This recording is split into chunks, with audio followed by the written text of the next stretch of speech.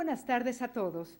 En nombre del Instituto Nacional de Administración Pública, AC, les damos la más cordial bienvenida a la presentación de la conferencia magistral que dictará el licenciado Otto Granados Roldán, secretario de Educación Pública. Esta transmisión especial se lleva a cabo en vivo y en directo desde el Aula Magna Gabino Fraga del INAP a través del canal ILCE TV en YouTube. A continuación presento a los integrantes del Presidium. Licenciado Otto Granados Roldán, secretario de Educación Pública.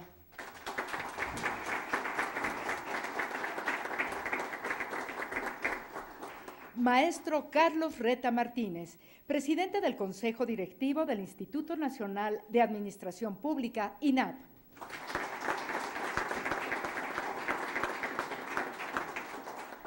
Maestro Arturo Velázquez Jiménez, director general del Instituto Latinoamericano de la Comunicación Educativa, ILCE.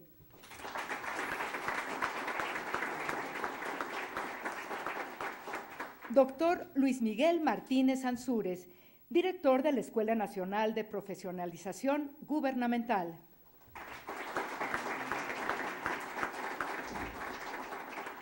Ingeniero José Raimundo Arce González, director del Centro de Consultoría en Administración Pública.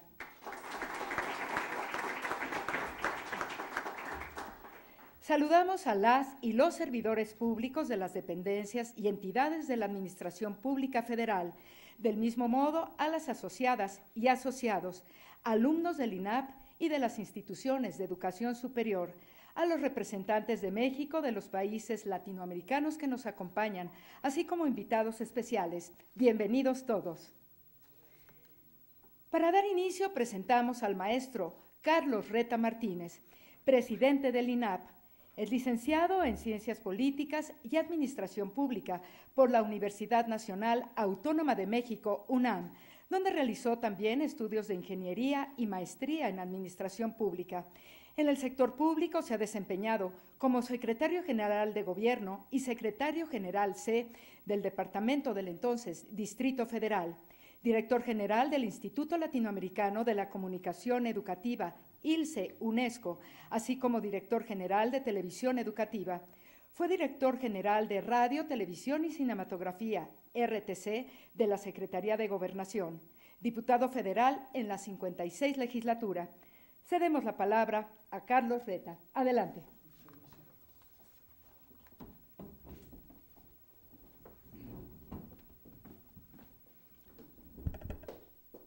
Saludo al secretario de Educación Pública, Otto Granados, y al director general del Instituto Latinoamericano de la Comunicación Educativa, Arturo Velázquez Jiménez. Honorables miembros de la mesa. Saludo también con enorme aprecio a los distinguidos invitados que hoy nos acompañan. Quiero expresar que me llena de satisfacción estar con todos ustedes para atender a la espléndida disertación que nos ofrecerá el secretario de Educación Pública, Otto Granados, y que al mismo tiempo engalana la firma del convenio de colaboración en materia científica y académica que esta institución suscribirá con el Instituto Latinoamericano de la Comunicación Educativa. Otto Granados no necesita presentación, dado el relevante papel que ha tenido desde hace ya muchos años en la vida pública, tanto como servidor público, diplomático y desde luego lúcido especialista en políticas públicas. Quiero expresar que es muy grato en este día contar con su presencia. El secretario Otto Granados es un estimado y apreciado amigo del INAP que ha sabido entender su función para responder las necesidades de formación, capacitación y profesionalización de los servidores públicos de nuestro país y en consecuencia ha apoyado diversas actividades del instituto, así que públicamente le agradezco su actitud positiva hacia el INAP. Muchas gracias.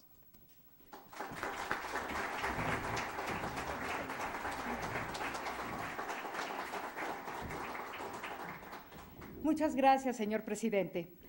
A continuación presento al licenciado Otto Granados Roldán, secretario de Educación Pública, quien dictará la conferencia magistral. Estudió la licenciatura en Derecho en la Universidad Nacional Autónoma de México y la maestría en Ciencia Política en el Colegio de México. Ha sido secretario particular del secretario de Educación Pública, Jesús Reyes Heroles, oficial mayor de la Secretaría de Programación y Presupuesto, director general de Comunicación Social de la Presidencia de la República, gobernador de Aguascalientes, embajador de México en Chile en 2 ocasiones y subsecretario de Planeación, Evaluación y Coordinación de la Secretaría de Educación Pública. En 1990 fue condecorado por el Gobierno de España con la Orden al Mérito Civil en grado de Gran Cruz. En 1992, el National Council of la Raza lo reconoció por sus contribuciones a la población hispana en Estados Unidos. En 1994 fue designado Global Leader por el World Economic Forum de Davos. En 2008 fue distinguido como profesor honorario del Instituto de Estudios Bursátiles de España, una institución adscrita a la Universidad Complutense. En 2015, el gobierno de Chile lo condecoró con la Orden Bernardo O'Higgins en grado de Gran Cruz. Cedemos el micrófono al licenciado Otto Granados Roldán. Adelante, licenciado.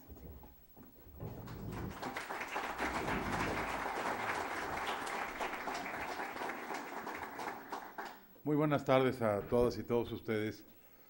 En primer lugar, una sincera disculpa por la demora involuntaria que sufrí para llegar al INAP, pero les agradezco mucho el que me hayan hecho el favor de invitarme. Le agradezco mucho a Carlos Reta y a Arturo Velázquez y a todos ustedes el darme esta oportunidad de compartir hoy digamos un corte, un balance de cómo vamos en el tema de la muy controvertida reforma educativa a más o menos 70 días de concluir esta administración, así que no quisiera decir que es un pliego de mortaja, ni mucho menos, sino simplemente hacer un balance de rendición de cuentas de lo que han sido estos 5 o 6 años en este aspecto tan importante. Preparé una presentación que ya debe andar por ahí, si me hacen el favor de colocarla, que trataré de no agotarla in extenso para no aburrirlos ni mucho menos, sino detenerme quizás en los aspectos o en los capítulos que en mi opinión son, digamos, los más importantes en este proceso que hemos vivido en México en estos años. Y trataré de seguir el consejo que alguien me daba hace muchos años. Me dijeron, cuando hables en público, cuídate de seguir 3 prescripciones. La primera, habla claro para que te entiendan. La segunda, párate bien para que te vean, y la tercera, cállate pronto para que te aplaudan. Así que voy a tratar de hacer honor, digamos, esos consejos que me dio mi madre cuando era yo chico. Muy bien. La reforma educativa mexicana, esta reforma educativa mexicana, ha tenido, a diferencia de lo que se percibe o se lee en la opinión pública, muy distintos componentes. Tan solo la elaboración del libro blanco al que estamos obligados a entregar a la función pública más tardar el 30 de octubre aproximadamente, y digo, lo menciono eso como un ejemplo porque aquí hay especialistas y expertos en estos temas, es un índice de 11 páginas. Ese índice contiene pues un enunciado, un listado de los distintos componentes de esta reforma que me parecen a mí que ayudan o nos pueden ayudar a entenderla mucho mejor en sus complejidades técnicas, institucionales, presupuestales, administrativas y desde luego políticas, en la medida en que se trata de una reforma esencialmente sistémica y estructural. De manera tal que preparé esta presentación con una estructura que trate de irnos llevando de manera más o menos lógica, más o menos didáctica por cada uno, o por lo menos por algunos de los componentes, creo yo, más importantes de la propia reforma.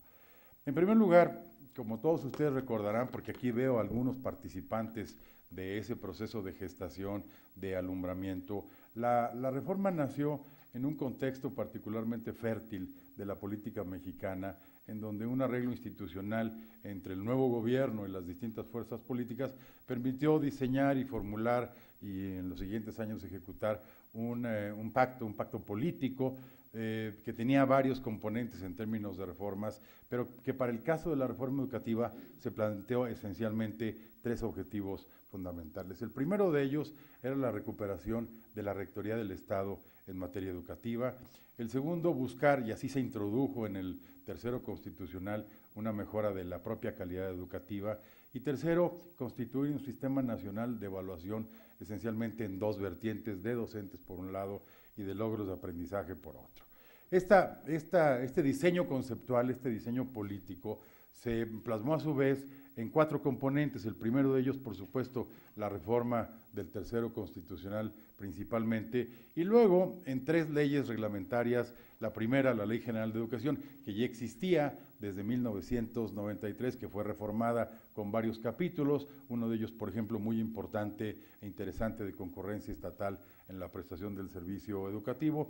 En segundo lugar, la ley del INE, que ya existía también, el Instituto Nacional para la Evaluación de la Educación, que ahora se le dio el rango de órgano constitucional autónomo, así lo prevé también el propio tercero constitucional, y los cambios que se hicieron a la propia ley, que data, si mal no recuerdo, de 2002 o 2003 aproximadamente, y luego una nueva ley íntegra, que es la Ley General del Servicio Profesional Docente, que fue en realidad el pivote, o uno de los pivotes más importantes en este proceso de diseño, de formulación y de ejecución de la reforma educativa, que es una ley muy importante, es muy interesante, ciertamente tiene un diseño complejo, en algunos capítulos incluso sofisticado, pero que lo que hace es simplemente reconocer la complejidad del sistema educativo nacional. Y finalmente, tanto del pacto como de la propia arquitectura legal, derivaron una serie de acciones de política pública, de componentes de política pública, estos que yo mencionaba un poco en el índice del Libro Blanco, que fueron 10 o 12 metas, procesos muy específicos, que eventualmente podríamos agrupar principalmente en 4, digamos, cajones. Mejores maestros, mejores escuelas, mejores contenidos y, por supuesto, mejores resultados. A partir, digamos, de varios elementos como el nuevo modelo educativo, el desarrollo, la construcción de un servicio profesional docente, la integración de un genuino sistema nacional de evaluación educativa que nos permitiera hacer algunos de estos procesos. Si nosotros contrastásemos contra estos que fueron los principios iniciales o las metas iniciales previstas por la reforma, principalmente en el año 2013 y alguna que otra en el año 2014, pues podríamos entonces empezar a hacer ya, estamos en un momento muy oportuno de hacer un cierto contraste entre lo que se planteó, las metas que se señalaron y lo que tenemos en este momento. Y es muy importante porque, dada la dimensión y las complejidades de la reforma, evidentemente que no ha habido, en mi opinión, por parte de la opinión pública en general, una comprensión detallada, fina, casi quirúrgica de estos procesos, y me parece que es un buen momento, como decía, de hacer ese contraste. Y lo digo también porque, como afirmaba un legendario senador norteamericano, Daniel Patrick Moynihan, que decía, bueno, todo el mundo tiene derecho a sus propias opiniones, pero no a sus propias realidades. Así que vamos a hacer ese contraste. En primer lugar, ¿qué pasó con este tema de la rectoría educativa? Bueno, antes teníamos, no me voy a detener mucho en eso, ustedes lo saben bien, un sistema clientelar, corporativo y discrecional, prácticamente en todos los movimientos en torno a la docencia mexicana, en el ingreso, en la promoción y, por supuesto, en el desempeño, que se fue construyendo a lo largo de todo el siglo pasado, que tuvo ciertamente componentes esencialmente políticos, particularmente en los años 40, en los años 50, en los años 60, cuando se iba aparejando la integración de un régimen político con dosis o con tintes o con ingredientes de corporativismo, que fueron un poco la constante a lo largo del siglo pasado. Bueno, hoy, gracias a la reforma, a la instrumentación de algunos de los procesos señalados previamente, tenemos un sistema de obligaciones y derechos claro, transparente, meritocrático y verificable. Tan solo, aunque lo voy a mencionar más adelante, el hecho de que a través de esta posibilidad hoy se hayan asignado 207,000 nuevas plazas y promociones estrictamente por concurso, concursos públicos, abiertos, de oposición, bueno, son una muestra importantísima de esa transición central. Si de esos 207,000 que acabo yo de mencionar, consideramos que 172,000 son plazas de nuevo ingreso a la docencia bajo el nuevo sistema, estamos hablando de aproximadamente el 15% del 1.2 millones de maestros que tiene el sistema educativo mexicano. Y ese 15%, haberlo logrado en más o menos 4 años, porque este proceso empezó concretamente en el segundo semestre del 2014, no me dejará mentir uno de los arquitectos de ese arranque, César Becker, que es un experto en estos temas y en toda la política de recursos humanos de la Secretaría. Me parece a mí que es sinceramente un logro muy importante si lo comparásemos incluso con otros países de mucho menor escala, como el caso de Chile, que tiene un sistema educativo, si mal no recuerdo, de entre 6,5 y 7 millones de estudiantes y un número menor de maestros. Si me la ponen otra vez, por favor. En segundo lugar, la instrumentación de la reforma educativa en prácticamente todo el país. Es verdad, y más adelante veremos algunos datos, que ha habido 4 estados, los estados en donde históricamente, desde 1979, ha habido un nivel de conflictividad sindical relevante. Ahí la velocidad en la instrumentación de la reforma ha ido, por razones muy distintas, de manera mucho más lenta. Las resistencias no pudieron ser del todo superadas, aunque sí hayan hecho avances importantes en comparación con lo que teníamos al inicio de la reforma. Tercero, la construcción de un censo de escuelas, de maestros y de alumnos de educación básica y especial que no teníamos, quiero decir un censo estadística técnicamente riguroso como el que se levantó en 2013 y se publicó en 2014, que dio un mapa de los datos y de las carencias que podían orientar la toma de decisiones de política pública. Quisiera recordar que cuando se hizo la descentralización y se firmó en 1992, y empezó la Federación a transferirle a los estados en 1993 el servicio educativo de nivel básico. Yo empezaba apenas a ser gobernador en Aguascalientes. La Federación nos entregó esencialmente, no estoy exagerando, pero casi así fue, una pequeña hoja que simplemente contenía un número aproximado de alumnos, un número aproximado de maestros y un número aproximado de escuelas, y nada más. Ningún mapa de navegación, ninguna hoja de ruta, digamos, con los elementos más sofisticados que se usan ahora. Entonces, el contar con este censo era esencial para poder construir decisiones de política pública, la autonomía constitucional del INE, que ya mencioné, y la creación del FONE, que fue también un elemento central con enormes ventajas, voy a mencionar algunas de ellas más adelante, que permitieron ordenar, transparentar, hacer mucho más eficiente el manejo de la nómina educativa federalizada en la educación básica. En segundo lugar, en ese esquema que yo les proponía de mejores maestros, mejores escuelas, etcétera, ¿qué ha pasado con la construcción de ese sistema del servicio profesional docente? Bueno, la primera innovación que introdujo la reforma es que ahora iba a ser un proceso abierto, es decir, iban a participar en él no solamente los egresados de las normales, como era habitualmente, e incluso cuando era la plaza automática, una vez que uno salía de la normal, sino que se abrió la posibilidad de que participaran en este proceso egresados de instituciones no normalistas, es decir, de instituciones de educación superior, como el INAP, como cualquier otra universidad, tanto públicas como privadas, por muy distintas razones. Menciono 2 simple y sencillamente. Como ustedes bien saben, la matrícula de normales ha venido bajando de manera sistemática ya desde hace varios años. Y en segundo lugar, ese diseño de la reforma consideró, en mi opinión, con total atingencia, el poder darle este nivel al reclutamiento de los nuevos maestros podía enriquecer en sí misma el perfil de la profesión en beneficio, por supuesto, de la escuela pública.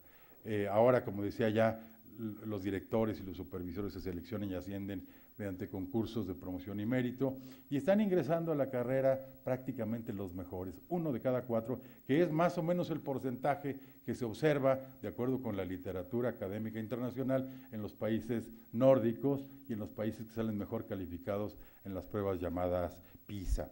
Si ustedes ven el cuadro de la izquierda, los concursos de ingreso que hemos realizado ya desde el 2014 hasta la fecha, han participado en ellos 806,000 personas. De ellos han obtenido el resultado de idoneidad que es como se conoce el resultado aprobatorio, aproximadamente la mitad, esos 400,000. Y de ellos, de esos 400,000, han entrado efectivamente los 172,000 que yo mencionaba. Lo que quiere decir que de cada 4 aspirantes a entrar a la escuela pública, al servicio educativo público, está entrando uno, lo que evidentemente asegura, es una hipótesis, pero una hipótesis bastante robusta, el que la escuela pública está reclutando probablemente a los mejores estudiantes en esa dirección. Cada uno de estos procesos de ingreso, además, son procesos con una normatividad muy laboriosa, muy específica, son convocatorias abiertas,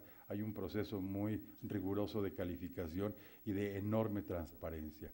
Hoy, en prácticamente todo el país, y ustedes lo pueden verificar simplemente entrando a YouTube, y ahí van a ver videos de todo el país, hay entregas públicas de los nombramientos de las plazas de aquellos que obtuvieron las mejores calificaciones a partir de un puntaje colocados en un orden de prelación entre el que obtiene las más altas calificaciones y los que siguen en orden descendente. Me tocó vivir hace relativamente poco, ahora 6 semanas, 8 semanas, acompañé al gobernador del Estado de México, aquí muy cerca en Toluca, en el centro de convenciones, a la entrega de plazas correspondiente al nuevo ciclo escolar, el 2018-2019.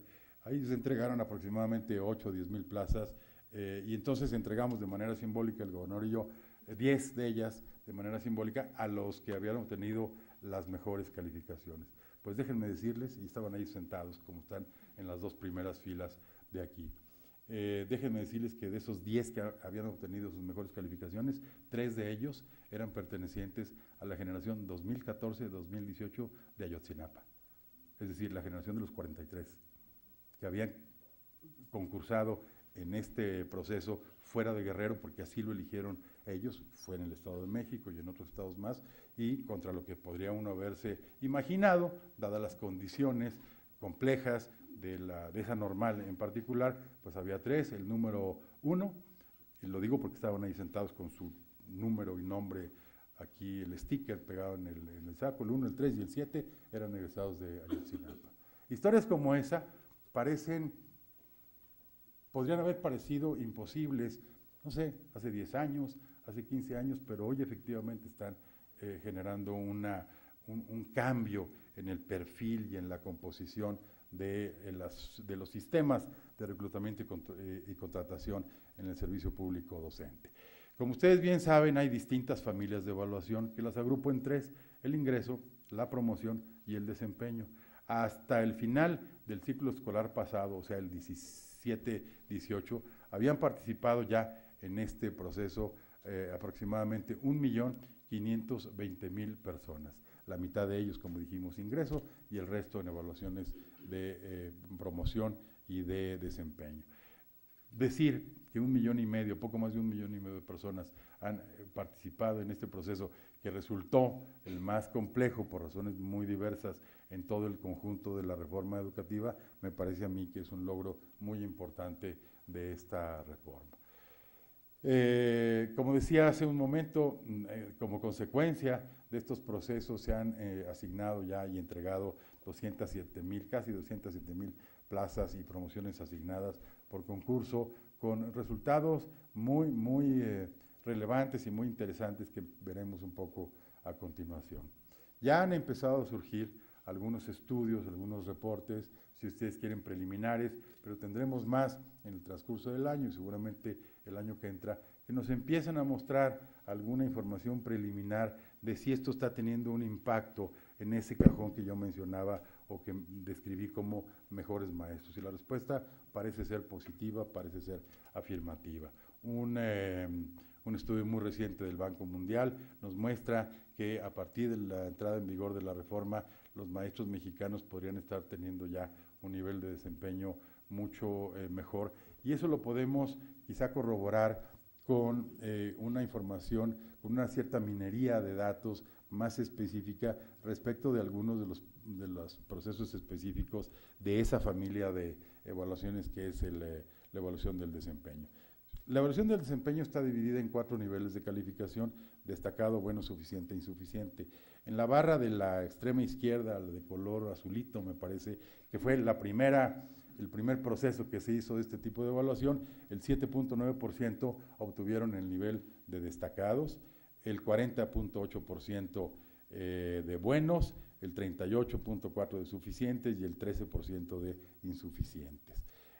Si vemos ahora la barra de color verde que está a la derecha en las mismas secciones que acabo de mencionar y que compara 3 evaluaciones de desempeño, que son las que hemos hecho hasta ahora, la cuarta empezó el 3 de septiembre, pues entonces veríamos que de ese, si me lo quitan la fotito por favor, para poder ver, el 7.9% del destacado en el primer grupo, ahora es de casi 16%, el bueno subió en la segunda experiencia del 40.8% a casi el 50%, luego volvió a bajar al 44.2%, y por consecuencia, como es natural, los suficientes que obtuvieron, que fueron el 38.4%, bajaron al 31.2% en la última edición de esta evaluación, y los insuficientes bajaron del 13 al 8.9%. Aquí hay un componente que es muy relevante señalar y destacar, porque se dijo un poco y se volvió un latiguillo, un cliché, diríamos, que esta reforma era una reforma punitiva, laboral, etcétera, etcétera. Todas las reformas en el mundo, y según la OCDE tiene noticia de que se han hecho en el mundo desde fines de los años 70, principios de los 80, 450 reformas de muy distinta naturaleza, unas de ingreso y acceso, otras de carácter sistémico, unas muy específicamente dirigidas a educación superior, cosas así, pero en un universo de 450, todas ellas, o una buena parte de ellas, han tenido siempre un componente, como es natural, de carácter administrativo. ¿Por qué razones? Pues porque se trabaja esencialmente con capital humano en los procesos educativos. Les voy a dar nada más un ejemplo de ese nivel de natural polémica o controversia que se presenta. Ya en democracia, la primera reforma educativa que se hizo en España debe haber sido en 1982, con el nuevo gobierno del Partido Socialista Obrero Español, 1982. Bueno, a la fecha todavía España está discutiendo ya una nueva ley que se llama LOMCE, Ley Orgánica de Mejora de la Calidad Educativa, es decir, del 82 hasta el 18. Quiere decir que es un proceso continuo y esa ley española no ha podido pasar todavía. En Chile, por ejemplo, para una reforma específicamente dirigida a educación superior que promovió la presidenta Bachelet, que acaba de concluir, se tardaron también 4 años, y no fue sino hasta el 4º año cuando más o menos pudieron ponerle en marcha. O sea, lo doy como ejemplo de que estas reformas, y sobre todo las reformas sistémicas y estructurales, tienen componentes muy diversos, pero todos ellos de una u otra forma con un grado de controversia y de polémica, y por supuesto la nuestra no ha sido y no tenía por qué ser la excepción. Más bien, lo raro hubiera sido que no hubiera generado este tipo de componentes. Pero entonces se dice, esta reforma es punitiva porque cancela los derechos laborales adquiridos, tal. No es verdad. Como está claramente señalado desde la Constitución y luego en la Ley del Servicio Profesional Docente, para estos efectos hay 2 posibilidades. La primera posibilidad es que todos aquellos maestros que ya estaban en servicio antes del mes de agosto del año 2014, que ya tenían 1 o 25 o 30 años en el servicio y que debieron presentar su evaluación del desempeño, pudieron haberla presentado. Si obtenían el resultado llamado allí insuficiente en la primera ocasión, podían presentarlo en una segunda, si lo volvían a obtener el resultado, una tercera. Y si la tercera seguían obteniendo el mismo resultado de insuficiente, entonces dejaban de prestar la función docente frente a grupo y pasaban a una función distinta en la escuela o en la administración educativa del estado correspondiente, o incluso podían optar por planes de retiro. Digamos, este sentido benigno de una legislación de este tipo, sinceramente uno no lo encuentra tan fácilmente en otro tipo de profesiones. Para quienes entraron ya después de agosto del 2014, que son estos 170 y tantos mil que acabo yo de mencionar, eso es el mismo procedimiento, son 3 oportunidades, pero si a la tercera fallan, pues entonces tienen que dejar el servicio educativo. Igual pasa en otros países, en los distritos escolares en Estados Unidos, en Chile, en Inglaterra. En muchos países hay sistemas de evaluación conocidos normalmente como sumativos, como formativos o como híbridos, y en todos ellos hay un componente en esa dirección, como hay componentes positivos. Hoy, a partir de esos resultados, entre los destacados y buenos, hay ya 112, 120,000 maestros que están obteniendo incentivos salariales adicionales de entre el 24 y el 36%, precisamente por haber obtenido esos resultados que acabo de compartir con ustedes. Es como en el béisbol, al tercer strike, ¿sí? Ahora está de moda el béisbol, entonces, y así pasa en el béisbol. No soy un experto en la materia, pero entiendo yo que así funciona. En segundo lugar, se ha dicho, es que es una evaluación que no reconoce el contexto en el que opera el maestro, allá en una ciudad grande como México, o en una comunidad apartada como Aquismón, en San Luis Potosí, de donde vengo esta mañana. No es verdad. El primer modelo, que se llamó Modelo 1 de evaluación, que se aplicó en noviembre del 2015, sirvió de termómetro para poder evaluar si el diseño de los instrumentos, que le corresponde esencialmente tanto a la SEP como al INEE, hay un proceso de validación, era el más eficiente. Y nos permitió, a partir de distintas consultas que hicimos, el INEE encargó un estudio, una evaluación a la UNESCO, nosotros hicimos 2 internamente, nos dio mucha información de esa evaluación de noviembre de 2015 que nos permitió mejorar ese proceso, para que entonces el maestro que está hoy, desde el 3 de septiembre y hasta el 20 y tantos de noviembre, presentando esta evaluación del desempeño, pueda realizar su evaluación en 3 etapas. La primera etapa, que es un informe de responsabilidades profesionales, que tiene 2 componentes, un cuestionario que es respondido por el sustentante, que es una autoevaluación, y un cuestionario que responde su autoridad inmediata, es decir, el director de la escuela. Normalmente, estos 2 componentes de la etapa 1 no cuentan para la calificación, excepto si aportan puntos en positivo. Y son realmente 2 elementos altamente contextualizados e incluso personalizados. Si yo doy clases aquí en el futuro, en el INAP, ahora que pase al Ejército Industrial de Reserva, Carlos, y entonces trabaje yo bajo las órdenes del doctor Martínez Ansúrez, pues me imagino que el doctor me va a evaluar en algún momento, llenará un formulario y dirá si soy o no buen maestro, no adelantes vísperas, mi querido maestro, pero de ese nivel de contextualización es. El segundo es un proyecto de enseñanza que vale 60% y que está referido esencialmente o a mi grupo, o a mi escuela, o a mi materia, o a un grupo de alumnos específicos que puedan tener necesidades especiales por alguna circunstancia. ¿Qué más contexto puede haber que el que yo desarrolle como parte de evaluación este proyecto de enseñanza que vale 60% en un ámbito tan cercano, tan próximo, tan familiar como mi propio grupo y mi propia escuela? Y el tercero es un examen de conocimientos didácticos y curriculares que vale 40%. En el modelo 1, este es el modelo 2, en el modelo 1 de esta evaluación, ese examen ciertamente era muy largo y se consumían muchas horas, a veces 6, 7 horas divididas en 2 días, lo cual naturalmente pues era agotador, extenuante para el maestro. Ahora se tiene un examen de conocimientos que debe traer 90, 100 reactivos que de acuerdo con la experiencia más inmediata, el maestro suele contestarlos en un promedio de 2 horas y media, 2 horas 45 minutos. Es un examen además cuyos reactivos son piloteados previamente. Es decir, para un reactivo que aparezca en ese examen, pudo haber un piloteo probablemente de 25, 30 o 35 para ver cuáles funcionaban de acuerdo con la experiencia de los técnicos en esta materia, en donde se supone que el comportamiento de una respuesta pues es el de una campana clásica. O sea, lo que dicen los expertos es que si observa que todo lo contestaron bien, pues está mal el instrumento.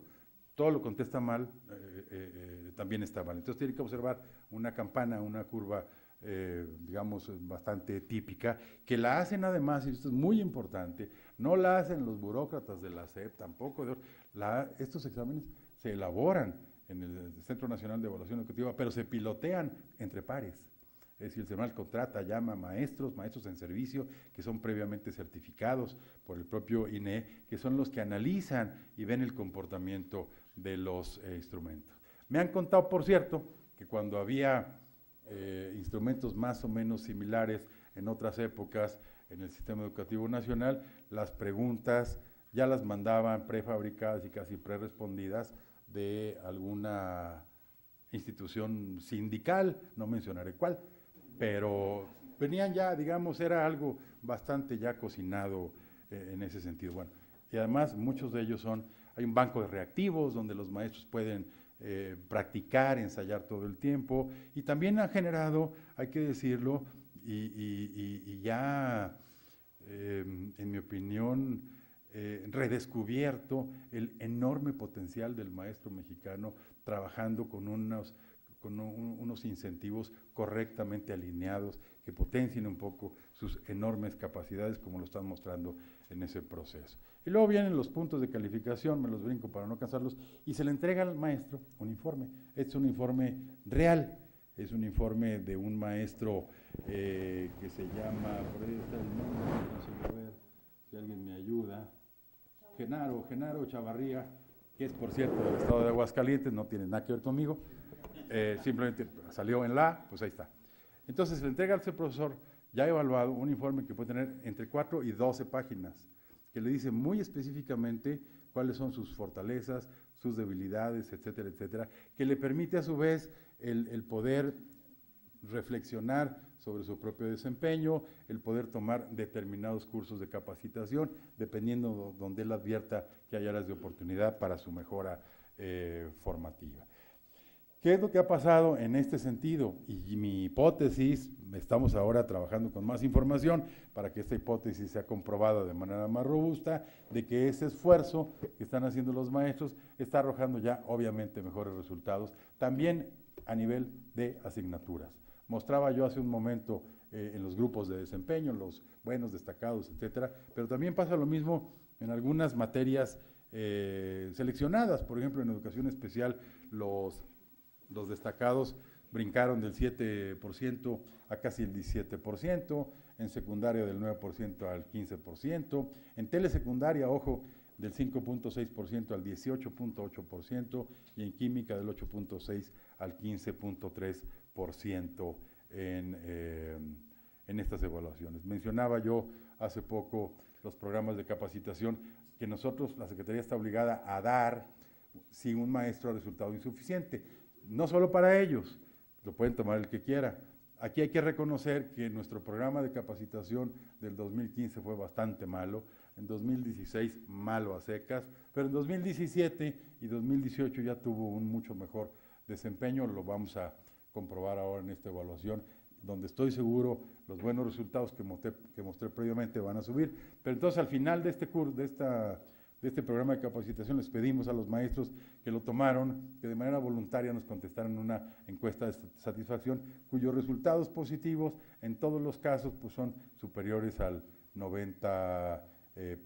En cuarto lugar, como ustedes bien saben, desde el año 2014, todavía bajo la gestión del secretario Choaifet, y luego en 2016, bajo la gestión del secretario Nuño, se llevaron a cabo consultas muy robustas por distintos procedimientos y mecanismos en las cuales participaron aproximadamente 350,000 personas de todo tipo, maestros, padres de familia, especialistas, organizaciones ciudadanas, etcétera, etcétera, porque la reforma mandataba, así lo dice un transitorio, a actualizar el modelo educativo, cosa que se hizo mediante este procedimiento, acaba de iniciar su primera etapa, y ahora es un nuevo modelo educativo que lo que hace es tratar de organizar el proceso de enseñanza en 3 ejes, digamos, que tienen que ver con la comprensión del mundo social y natural, las disciplinas curriculares, y un tercer componente más innovador que son las habilidades socioemocionales. El nuevo modelo acaba de empezar con nuevos planes y programas, con nuevos libros de texto este mes de agosto de 2018, y nosotros pensamos que es realmente un análisis muy robusto. Lo hemos compartido con muchos especialistas dentro y fuera de México para recibir opiniones. Se hizo así en su origen, y en términos generales confiamos en que dará muy buenos resultados en un cambio importante en la metodología de la enseñanza. Recordemos nada más que, a diferencia de lo que ocurría con algunas generaciones como la mía, en donde brincábamos prácticamente de la familia, o sea, del hogar a la escuela, y la escuela se convertía en el formador casi único, ahora ya no pasa eso. En nuestra época así era. Yo soy un poquito mayor que el doctor Mayagoitia, pero en nuestra época, pues así lo hacíamos. Ahora no. Ahora, entre la casa, entre el hogar y el hecho escolar, el que ocurre físicamente dentro, hay muchos otros insumos, tecnologías de la información y la comunicación, etcétera, etcétera, que han reducido el peso específico del espacio físico que llamamos escuela. Algunos especialistas consideran que la aportación, digamos, de la escuela como tal, concebida así, como un entorno de aprendizaje que se lleva a cabo en un espacio físico determinado, ya es solo de entre el 50 y 60%. Y el otro 50 o 40% depende ya de esas externalidades que ocurren. Y ustedes examinen. Hace poco fui a visitar la Escuela Benito Juárez, una de las mejores de la Ciudad de México, por cierto, allá en la Roma, y me tocó llegar cuando estaba sesionando el Consejo Técnico Escolar. Y entonces conversé un buen rato con algunas de las maestras que estaban ahí, y una de ellas me dijo un tema, me dijo: mire, secretario, la verdad es que hay muchas cosas que estamos por descubrir apenas. A mí me llegan, me dijo, niños que ya vienen con habilidades digitales adquiridas, niños que entraron ahora a primero de primaria a los 6 años, pero que cuando tenían 5 años o 4 años, habiendo estado o no en el preescolar, pues desarrollaron un cierto tipo de habilidades digitales porque en su casa había celulares o lo que fuera. Y entonces eso hace distinto digamos, a la estructura clásica que teníamos hace otras décadas de cómo abordar ese proceso de enseñanza. Entonces, digamos, la dinámica está cambiando y revolucionándose de una manera mucho más rápida de lo que nosotros pensamos. Y por lo tanto, el nuevo modelo lo que intentó es justamente reconocer esos nuevos retos y desafíos para el siglo XXI. En quinto lugar, decía yo al principio, mejores maestros, mejores alumnos, mejores escuelas. La parte de las mejores escuelas tiene por lo menos 3 componentes. Primero, una mejor organización. El gobierno pasado, la administración federal pasada, inició, si mal no recuerdo, en 2007-2008, un programa que se llamó de escuelas de tiempo completo. ¿Qué son eso? Un programa de escuelas de tiempo completo, donde hay una jornada completa, fin, comen, etcétera, tiene una plantilla completa esa escuela, etcétera, y que este gobierno continuó y multiplicó. Cuando inició la administración del presidente Peña había aproximadamente 6.700 escuelas de tiempo completo, hoy hay más de 25.000 y son las que están demostrando, por cierto, los mejores resultados prácticamente en cualquier indicador. Acaba de salir, apenas la semana pasada, un estudio del Banco Mundial que evaluó el programa y los resultados son realmente alentadores. Lo mismo ha pasado digamos, en la parte física de las escuelas. Este gobierno diseñó algunos instrumentos de tipo financiero para poder potenciar los recursos del Fondo de Aportaciones Múltiples con un mecanismo de captación de fondos en el mercado de valores mediante la emisión de un cierto tipo de certificados que nos ha permitido hasta la fecha, digamos, de aquí a diciembre, de aquí a noviembre, hacer la mayor inversión que, según el reporte anual del Instituto Nacional para la Evaluación de la Educación, es la más importante que se ha hecho en esta materia desde hace 50 años. Y salió también un reporte de la UNESCO que evaluó no tanto el monto de esta inversión, sino si puede servir de referente de buena práctica en materia de modernización física de las escuelas para otros países, y lo están adoptando para exportarlo a otros países más o menos de desarrollo comparable. Ahora bien, en el ínterin de ello, también ha habido avances importantes en la cobertura, los cuales han sido ciertamente, digamos, inerciales ya a lo largo de varias décadas, prácticamente desde el siglo pasado, pero también hay elementos, digamos, que vale la pena destacar. En el caso de la cobertura en preescolar, este gobierno empezó con poquito más del 70%, hoy estamos casi al 74%, incluyendo los 3 años de preescolar. Si quitamos el primero, o sea, el de los chiquitos que tienen 3 años de edad, y nomás nos vamos al segundo y al tercer año de preescolar, ese nivel de cobertura, que ahí es de 73.9%, anda por arriba del 90%. La razón es que todavía falta hacer un esfuerzo de difusión, un esfuerzo cultural más intenso entre los padres de familia para que se animen a llevar a su hijo a el primer año del preescolar a los 3 años. La razón es muy sencilla. Toda la evidencia empírica muestra que la diferencia en la formación, en el trayecto formativo de un niño, depende centralmente de la educación inicial, que no está en el ciclo obligatorio en nuestro país todavía, y de la preescolar. Y eso nos lleva no solamente a hacer un esfuerzo mayor de divulgación, de persuasión cultural, como dije, en este nivel, sino que también nos ayuda a que en el futuro vayan cambiando, por ejemplo, las decisiones de inversión. El año antepasado vino a México el premio Nobel James Heckman, que ha desarrollado una cosa que así se le conoce, la ecuación de Heckman, que ha comprobado ya de manera prácticamente inobjetable que la tasa de retorno en educación es infinitamente superior entre el año 0 y el año 6 de un chiquitín, a diferencia, por ejemplo, de lo que pasa con otros niveles educativos en la media superior o incluso en la superior. No voy a entrar en detalles porque aquí está la Núñez y el Poli, entonces no quiero hablar de ese tema, pero evidentemente que sí ayuda a crear incentivos para un rebalanceo que permita encontrar áreas de oportunidad para invertir más y mejor en la educación inicial y en la educación preescolar. En la media superior también, ya juntando las dos modalidades, presencial y en línea, pues la tasa de cobertura también ha aumentado a ya casi el 86%, y en superior subió del 32% al 38.4%, la meta sexenal era de 40%, todavía no tenemos las cifras de este ciclo escolar actualmente o recientemente iniciado, pero es probable que quedemos cerca, pero de todas formas abre la ventana de oportunidad ese porcentaje en la educación superior para discutir si a largo plazo, quiero decir, los próximos 25 años, en México vamos a observar una tendencia inercial, como pasó en otros países en los años 60 y en los años 70. No está claro si de pronto, digamos, de la manera más o menos habitual, vamos a llegar en alguna década futura al 60% o al 70%, tal vez sí, pero tal vez no, porque el mundo de la educación superior está cambiando drásticamente y la vinculación entre empleo, entre educación superior y empleo, también está cambiando de manera muy importante.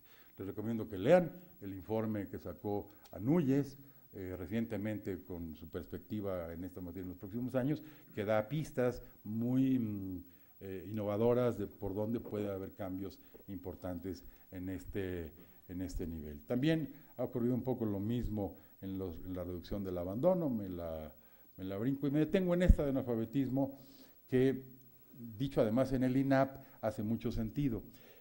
En el tema de analfabetismo empezó el gobierno con una tasa de 6.2%, hoy está en 4.4% y de hecho ya estamos en 4.17% al mes de agosto de este año. Esto quiere decir que muy probablemente vamos a llegar en noviembre o en diciembre a una tasa de 4%, 4.0%, lo cual ya más o menos con los criterios internacionales nos permitiría decir que México es un país plenamente alfabetizado.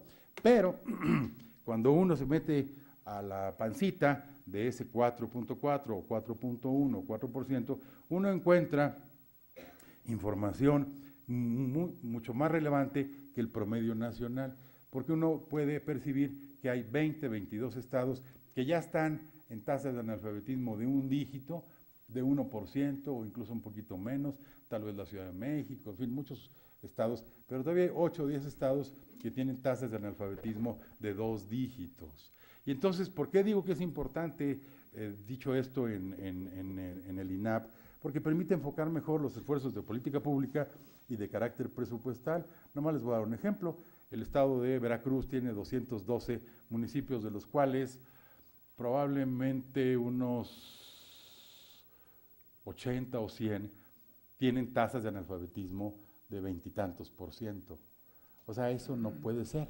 No puede ser ni desde una perspectiva moral, porque es un elemento clave de exclusión, de inequidad, pero tampoco, pero ayuda, esa es la parte buena, a que entonces focalicemos mucho mejor la política pública hacia esos municipios en donde evidentemente puede ser mucho más eficiente la acción de los gobiernos en esa dirección. Decíamos hace un momento, sostenía yo, de cómo ha creado condiciones para que la docencia y los docentes mejoren, y hay algunos indicadores de los cuales les daré creo que 3 ejemplos muy rápidamente. En los exámenes de ingreso, como decía, estamos atrayendo a 1 de cada 4, o sea, en teoría los mejores. Pero hay estados que entre su primera experiencia, 2014, y la última, este año, sus niveles de idoneidad, que son la calificación que les mencionaba, ha subido de manera muy importante. Quintana Roo se fue del 56% al 73%, Colima del 56 al 68%, la Ciudad de México del 52 al 64%, Baja California del 49 al 72% y Baja Sur del 48 al 69%. En segundo lugar, decíamos, ¿qué ha permitido adicionalmente la reforma con la creación, por ejemplo, del FONE?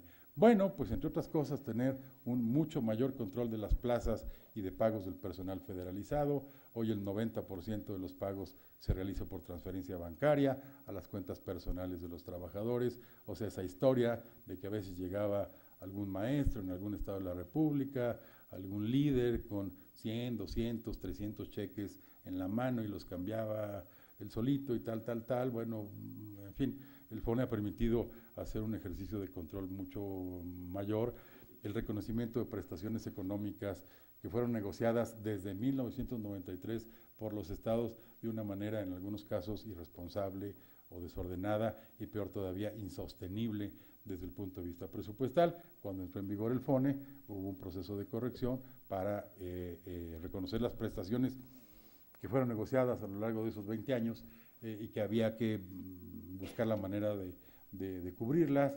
Se introdujo un convenio de automaticidad, es decir, que ya no hay doble negociación salarial, que llevó en un buen número de estados a un déficit en el gasto público de educación, permitió enterarle, como suele decirse, al SAT los impuestos que algunas entidades, dicho con un tecnicismo, le jineteaban al fisco, porque al mismo tiempo que yo le pagaba al maestro Luis Miguel Martínez Ansúrez, yo debía haber en tiempo real enterado la parte del impuesto al SAT. Entonces yo le pagaba a este señor, pero me quedaba con lo del impuesto y lo usaba para otros rubros de gasto, algunas emergencias, salud o lo que fuera. Al final le terminaba pagando a Lolita, pero podían pasar meses, etcétera. Bueno, con el SAT, nomás en el primer año, de corrección, el SAT recibió por este concepto 16,000 millones de pesos más en concepto de recaudación. Por supuesto, no nos devolvieron nada a la SEP, no importa, pero al final ayuda un poco en términos de recaudación. Y luego se hizo un ejercicio importante el año antepasado de compulsa entre el formato estadístico llamado 911 y la información del FONE. Es decir, medimos en prácticamente todo el país. La 911, ¿qué me decía? En la Escuela Benito Juárez hay 40 maestros. Y la información del FONE, referida a ese mismo centro escolar, me decía que había 60. ¿Dónde estaban los 20? La diferencia de 20. Uno podía haber pensado, o sea, el primer pensamiento, mal pensados como somos, es que formaban parte de la Fuerza Aérea Mexicana. Sí había algunos casos así, pero no eran la mayoría, hay que reconocerlo. Una buena parte eran cambios de centro de trabajo, en donde el maestro se fue a una nueva escuela por razones de servicio, pero su clave la dejó en la anterior, entonces nomás hay que actualizarla y llevársela a la nueva. Cosas de ese tipo. Sí había algunos pilotos, en fin, pero insisto, no recuerdo ahora la cifra de ese total, pero no era un porcentaje, digamos, significativo. Bueno, esto permitió identificar 44,000 plazas que tenían algún tipo de irregularidad y que costaban aproximadamente 5,000 millones de pesos anuales. Y es un ejercicio que vamos a hacer anualmente, porque naturalmente la nómina es dinámica, no es estática. Y luego, ya voy casi terminando, siempre que sale un reporte tipo PISA o TALIS o cualquiera de estos a nivel nacional, solemos decir, y es lo mismo, y los medios de comunicación, particularmente la radio, repiten el latiguillo cada vez que sale. Vean, qué mal estamos como país en matemáticas, en lenguaje y comunicación, en X o Z. Sí, es verdad que los promedios nacionales suelen ser así, pero suelen ser así porque la posibilidad de moverlos como promedios nacionales es infinitamente más lenta de lo que ocurre a nivel subnacional. Y en los resultados de Planea del año pasado, comparados con los de 2015, surgió un fenómeno que me parece que es muy alentador y es digno de estudiar porque permite multiplicar buenas prácticas. Por ejemplo, en lenguaje y comunicación, lo que antes habríamos llamado español, digamos, hubo 11 estados que incrementaron su puntaje promedio. En algunos casos, como Sonora, 29 puntos, lo cual es 2 veces un poco la diferencia que ya es estadísticamente significativa. Colima 14, Coahuila 13, etcétera, etcétera. Pero lo más notorio, fíjense ustedes, es que los estados que al revés, que bajaron sus puntajes, no son los estados típicos del sur-sureste o los más rezagados, sino son estados que en otras variables pues han solido ser exitosos, como por ejemplo de la Franja Roja, que es el promedio nacional, Querétaro. Es un estado que va muy bien en muchas variables y sin embargo redujo 5 puntos en esta prueba. Aguascalientes redujo 10. Bueno, ya saben, hay gobernadores buenos y otros no dan, en fin. Aguascalientes 10 puntos. Yucatán, que es un estado que tiene niveles de competitividad muy buenos, bajó 12 puntos en esta disciplina, y así. Y luego lo mismo pasó, incluso mejor en matemáticas, en donde 18 estados aumentaron su puntaje promedio también, Sonora, Coahuila, San Luis, Campeche, etcétera, etcétera. Entonces, la pregunta es, ¿qué hicieron unos que dejaron otros de hacer? La respuesta es que muchos de ellos hicieron intervenciones focalizadas, lo que ustedes quieran y gusten, pero lo más relevante es que en un cuadro que me hizo el favor de compartir el doctor Sergio Cárdenas de CREFAL, se observa muy claramente que los avances, la mejora de los resultados es obviamente más rápida a nivel subnacional que en el promedio nacional. Y eso ha pasado, según la información que Sergio me hizo el favor de proporcionarme, en Brasil, en Sudáfrica, en Portugal, en Canadá, en los Estados Unidos, en Polonia, etcétera, etcétera. Lo cual abre, por eso mencioné muy al principio, que la reforma y su corpus legal incluyeron definiciones más puntuales de concurrencia estatal, abre la posibilidad a que los estados, los gobiernos estatales, la comunidad educativa estatal, pueda hacer intervenciones mucho más quirúrgicas que van a dar resultados mucho más rápidamente de los que los vamos a ver a nivel nacional. Los cambios de este tipo a nivel de los países son más lentos, 20, 25, 30, 35 años y la experiencia internacional es sumamente reveladora al respecto. Por último, la reforma punitiva, bla, bla, bla. Bueno, en las distintas encuestas que se hicieron el año pasado, hasta la última que se levantó en el mes de diciembre, pues esta era la reforma con mayores niveles de aprobación de entre las 13 que se hicieron en esta administración. Todas son importantes, es verdad, pero esta, creo yo, es la más sensible, porque pues en ella está involucrada nuestra familia, nuestros hijos, la educación es un ámbito cercanísimo a nuestro entorno familiar, personal. Entonces, que el 64% exprese niveles de aprobación en torno a esta reforma me parece que es un dato muy revelador.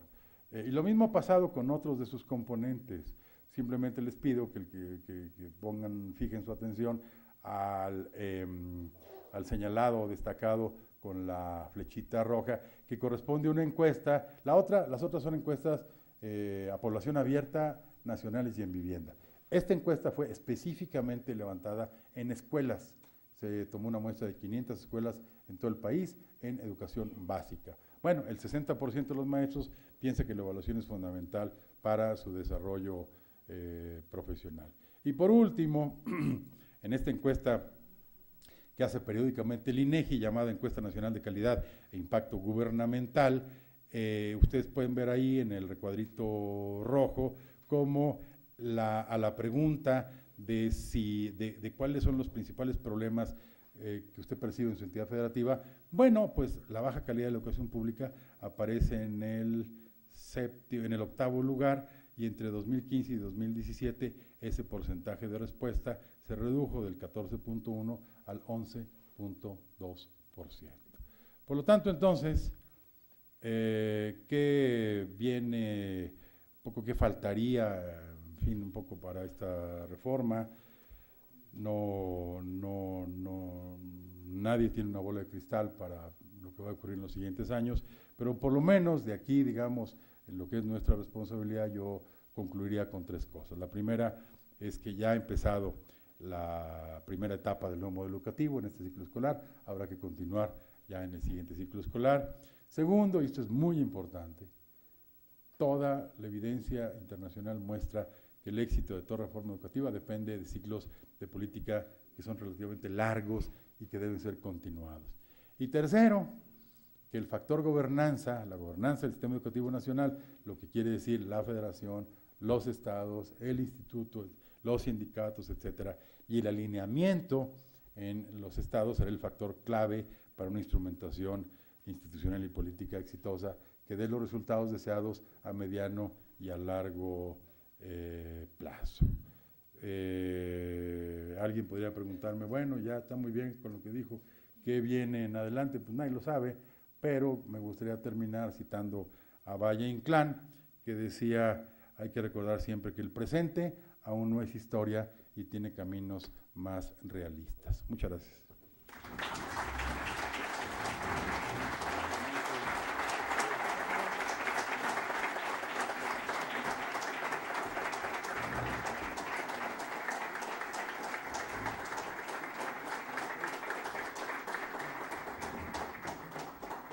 Muchísimas gracias al licenciado Otto Granados Roldán, secretario de Educación Pública, en esta conferencia magistral.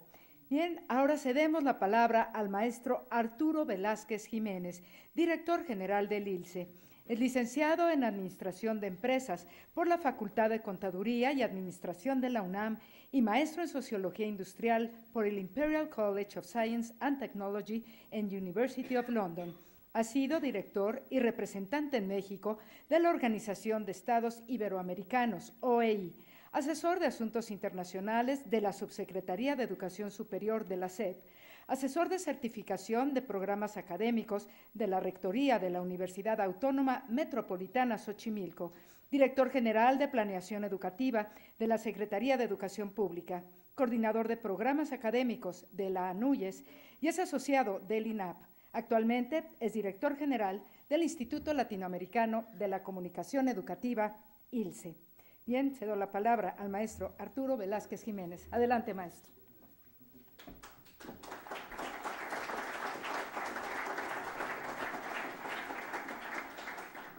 Muchas gracias. Solamente voy a tomar unos minutos de intervención para contextualizar y agradecer en primer lugar al licenciado Otto Granados Roldán, secretario de Educación Pública y presidente del Consejo Directivo del Instituto Latinoamericano de la Comunicación Educativa, del ILCE, y asimismo también a Carlos Reta Martínez por haber sido tan generoso en albergar este evento, en donde vamos a formalizar este convenio de colaboración que viene mucho al caso con todo el tema que nos ha expuesto el señor secretario de Educación Pública con respecto a la búsqueda de la calidad de la educación educativa. Ese es el propósito de este convenio que estamos formalizando en esta ocasión y que tuvo bien a acompañarnos y atestiguar el señor secretario Otto Granados para poner en marcha algo que hemos venido trabajando ya de manera informal entre el INAP y el ILCE con respecto a ciertas acciones en búsqueda de esta calidad de la educación. El ILCE como organismo internacional y el INAP como organismo nacional cuentan con una vasta experiencia, una gran cantidad de trabajos académicos y prácticos que vale la pena compartir en la región latinoamericana. Ese es el esquema que estamos buscando. El INAP tiene un gran conocimiento, el ILCE también tiene otro conocimiento, ya lo comentó también el secretario Granados en su exposición muy clara, del estado del arte que guarda México, pero ese es un referente para el resto de la región latinoamericana y eso es lo que buscamos compartir, lo que bien o mal o para poder colaborar con el esfuerzo que en todos los países de la región Latinoamérica se están dando para unas reformas, como ellos le hayan llamado, reformulación del trabajo educativo en sus países. Bueno, creo que todos tenemos algo que compartir. Así es que el convenio que se va a firmar está enmarcado en ello y por ello agradecemos también esta presentación del secretario que nos ubica en el caso concreto de México, en dónde estamos, dónde hemos podido avanzar. Todavía hay mucho que trabajar, efectivamente esto es una inversión, como ya lo mencionó, hay mucho que se tiene que revalorar y no puede tampoco quedarse nada más en el tintero. El convenio, señor secretario, está enmarcado en ese sentido.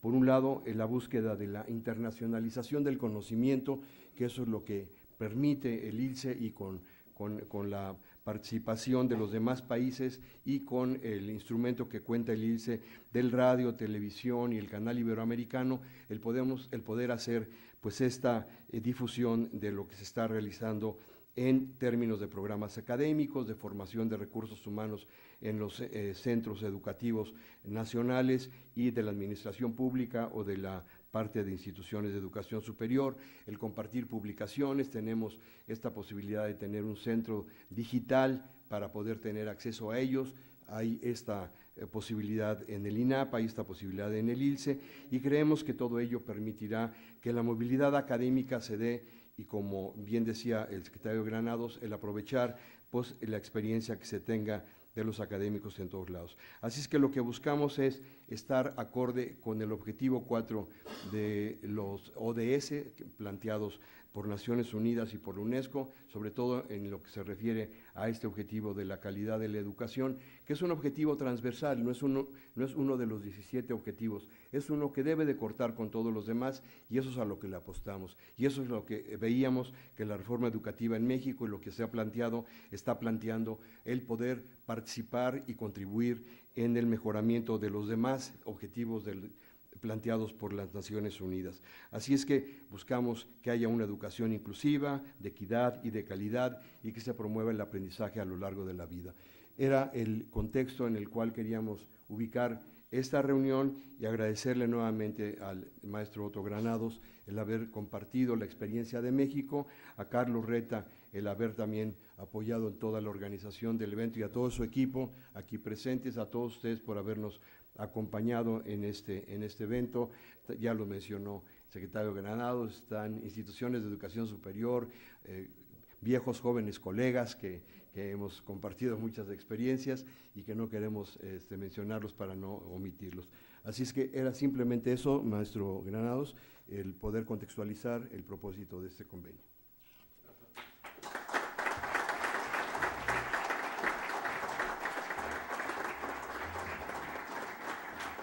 Agradecemos las palabras del maestro Arturo Velázquez Jiménez, director general del ILCE. A continuación se procederá a la firma del convenio de colaboración.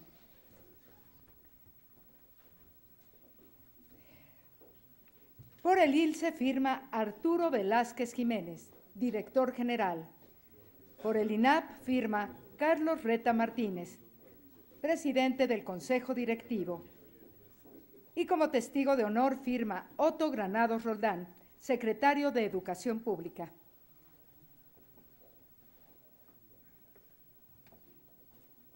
Voy a violar un principio que me había impuesto hace 2 días. Le consta a Alfonso Grey. Me iban a pasar quién sabe qué firma, les dije yo, ya no voy a firmar nada, excepto mi renuncia. ¿Sí o no? Ya lo leyó. Entonces ahora voy a violar ese.